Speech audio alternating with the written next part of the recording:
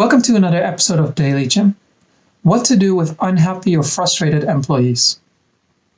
People who have been following my content know that I like to have my finger on the pulse of the people that I'm working with.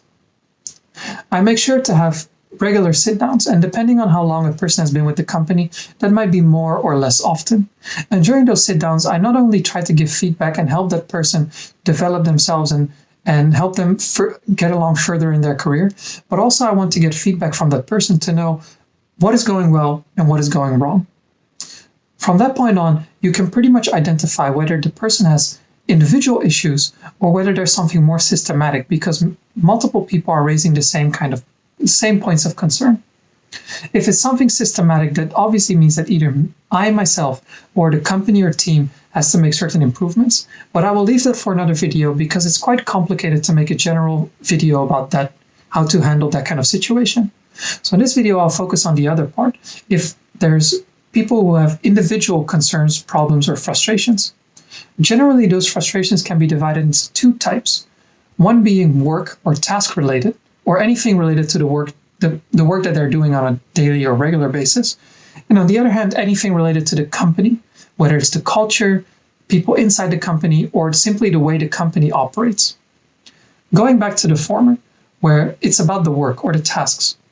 At that point, either I take away certain work that frustrates that particular individual and try to give it to somebody who's happy to do it, or to attract a new person who can take care of that work if it makes financial sense.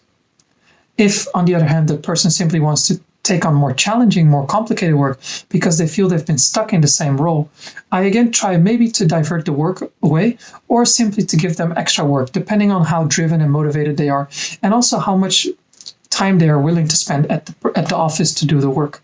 So I try to create the opportunity for that person to do the kind of work that they want to do. On the other hand, if the issue is more about the company or the way it operates or the culture, it becomes a bit more complicated. At that point, I need to figure out whether it's simply a misunderstanding from that person's point of view, that I haven't been clear in my communication, or that maybe I have, but that person simply interprets it in a different way. And that by giving them a different look of how the company operates or whatever frustration point they have, to see if that person is a good fit with the company or not. Because there's a potential that it's not simply a misunderstanding, but it is simply a misfit between the person and the company or the environment. So what I generally try to do to figure that out is I team that person up with 2 or 3 other people in a new project. The people I team them up with are people that are either neutral towards how they work, but at least I make sure that there's one person who's really positive and happy working in this kind of environment.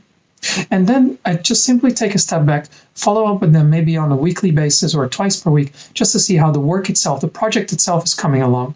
And most of the time, the project itself can be anywhere from 2 weeks to 2 or 3 months. And during that process, since I keep communicating with everybody involved in the team, I also get to figure out how the social relationships develop and how everybody's mood and impressions change, not only of the company or the work, but also of each other. From that point on, I can pretty clearly identify whether it's a misfit or whether the person simply had, for whatever reason, a wrong interpretation of how the company operates.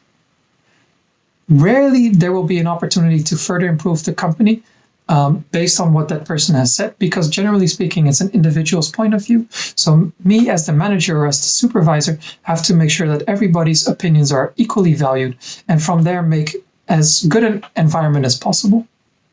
That's all I have to say for today. If you have any questions, do leave a comment below or send me a private message. I would love to talk about this more.